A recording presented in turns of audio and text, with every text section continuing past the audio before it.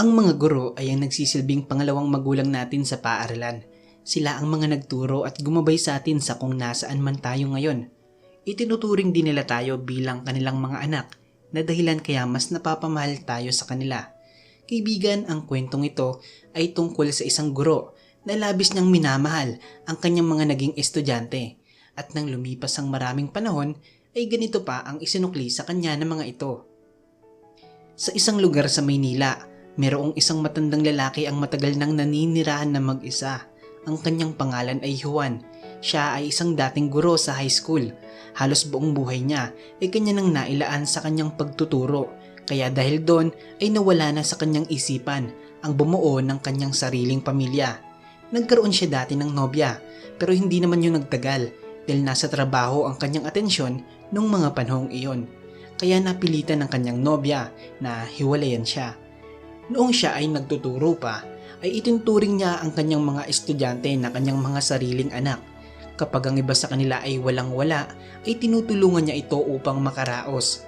Malaki ang utang na loob ng mga naging estudyante ni Juan sa kanya dahil naging pangalawang tatay nila si Juan na tinutulungan sila sa lahat ng paraan na makakaya niya. Bagamat walang asawa at sariling mga anak si Juan, ay meron naman siyang maraming estudyante na nagmamahal sa kanya. Kaya dahil doon ay hindi naman naging malungkot ang kanyang buhay kahit pa hindi siya nakabuo ng kanyang sariling pamilya. Marami sa iba niyang mga naging estudyante ay patuloy pa rin siyang dinadalaw at kinakamusta sa kanyang bahay. Kaya kahit na mag-isa siya ay masaya pa rin naman ang kanyang pamumuhay. Masaya siya dahil hindi pa rin siya nakakalimutan ng mga tao na itinuring niyang bilang kanyang mga anak. Isang araw ay habang naghahanda ng makakain si Juan ay bigla na lamang itong nakaramdam ng kakaibang sakit sa kanyang dibdib at dahil dito ay agad siyang natumba sa kanyang pagkakatayo at nawalan agad siya ng malay. Walang kaalam-alam ang lahat sa nangyari kay Juan dahil wala naman siyang kasama sa bahay kaya walang makakakita kagad sa kanyang kalagayan. Pero mabuti na lang, makalipas lang ang ilang minuto ay dumating ang dati nitong estudyante na si Jonathan. Nagtataka si Jonathan dahil kapag normal siyang dumadalaw sa kanyang guro ay isang katok pa lamang sa pinto ay nagbubukas na agad ito. Ngunit ngayon ay wala pa ring nagbubukas kahit nakakailang katok na siya. At dahil doon ay kinabahan na si Jonathan. Pumasok sa kanyang isipan na baka merong masamang nangyari sa loob. Kaya naisipan na niyang sirain ang pinto para makapasok sa loob ng bahay. Pagkasira nito ng pinto ay agad niyang hinalughog ang buong bahay at hinanap niya ang kanyang mahal na guro. At nang makapunta siya sa may kusina ay nakita niya itong nakahiga sa sahig at walang malay. Kinapa ni Jonathan kung may pulso pa ito at sa awa naman ng Diyos ay meron pa. At pagkatapos ay dali-dali niya itong kinarga papalabas at tumawag siya ng tricycle upang maisugod agad ito sa ospital. Matapos madala sa ospital, makalipas lang ang ilang oras ay nagkamalay na si Juan. Tinanong ni Jonathan kung ano ang nangyari sa kanya at agad naman itong sinagot ni Juan. Maya-maya pa ay dumating na ang doktor na tumingin sa kalagayan ni Juan. Sinabi nito na mayroong sakit sa puso si Juan. Sabay pa nito na mayroong bara ang isa sa mga ugat sa puso ni Juan at yun ang dahilan kung bakit nahimatay si Juan. Dagdag pa nito na kailangan itong maagapan dahil baka ikamatay ito ng matandang guro.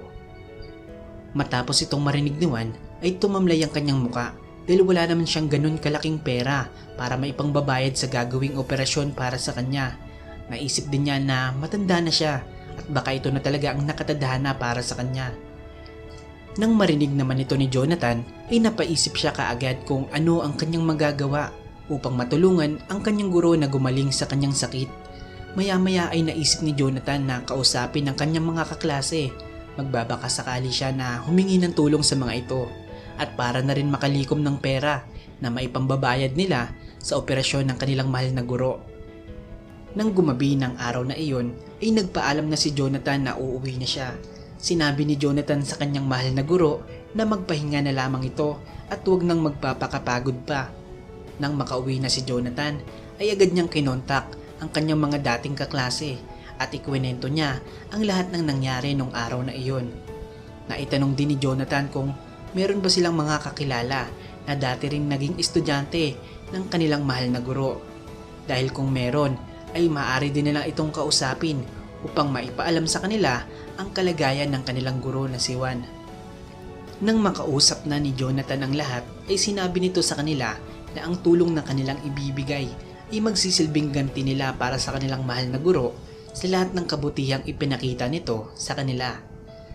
Makalipas lang ang ilang araw ay nakalikom na agad sila ng sapat na pera para maipangbabayad sa mga gastusin sa ospital at sa babayaran sa gagawing operasyon ni Juan. Nang makuha na nila ang pera, ay agad nilang pinuntahan ang ospital na kung saan nakakonfine ang kanilang mahal na guro at kinausap nila ang doktor. Sinabi nila sa doktor na maaari nang isagawa ang operasyon dahil meron na silang pambayad para dito. Binilinan din nila ang doktor na kapag nagtanong si Juan sa kung sino ang nagbayad ng malaking halaga para sa kanyang operasyon, ay sabihin nito na mga anak niya ang nagbayad. At meron ding inabot si Jonathan ng mga larawan sa doktor. Sinabi nito na ibigay ito kay Juan. Habang nagpapahinga lamang si Juan, ay biglang dumating ang doktor at nagulat ito sa sinabi nito na pwede nang isagawa ang operasyon dahil meron nang nagbayad para dito. Agad namang napatanong si Juan sa kung sino ang nagbayad ng malaking halagang ito. Dagdag pa niya ay wala naman siyang pinagsabihan na iba tungkol sa nangyari sa kanya. Sinunod naman ng doktor ang sinabi ni Jonathan sa kanya at sinabi nito kay Juan na mga anak niya ang nagbayad noon. Nang magsasalita pa lamang sana si Juan upang sabihin na wala siyang pamilya at mga anak, ay natigilan nito nang merong inabot ang doktor ng mga larawan sa kanya. Pagkakita ni Juan sa mga ito ay napaluha siya sapagkat ang mga larawang iyon ay ang mga masasayang class picture, mga kanyang dating naging estudyante. Masayang masaya si Juan sa ginawa ng kanyang mga itinuturing na mga anak. Hindi niya inaasahan na magkakaisa ang kanyang mga mahal na estudyante para tulungan siya. Habang lumuluha, ay masayang masaya siya dahil ramdam niya na meron siyang mga anak na nagmamalasakit para sa kanya. At dahil sa kanila, ay madudugtungan pa ang kanyang buhay. At matapos nun, ay kinabukasan nga, ay sinimulan na ang kanyang operasyon. Naging matagumpay naman ang pagsasagawa ng operasyon. Natanggal nila ang bara sa ugat ng puso ni Juan. At nang magkamalay siya, ay bumugad sa kanya ang kanyang mga naging estudyante. Naluha siya sa kaligayahan dahil sa kabutihang ginawa nila para sa kanya. Niyakap nila ang kanilang mahal na guro at sinabi nila na mahal na mahal nila ito.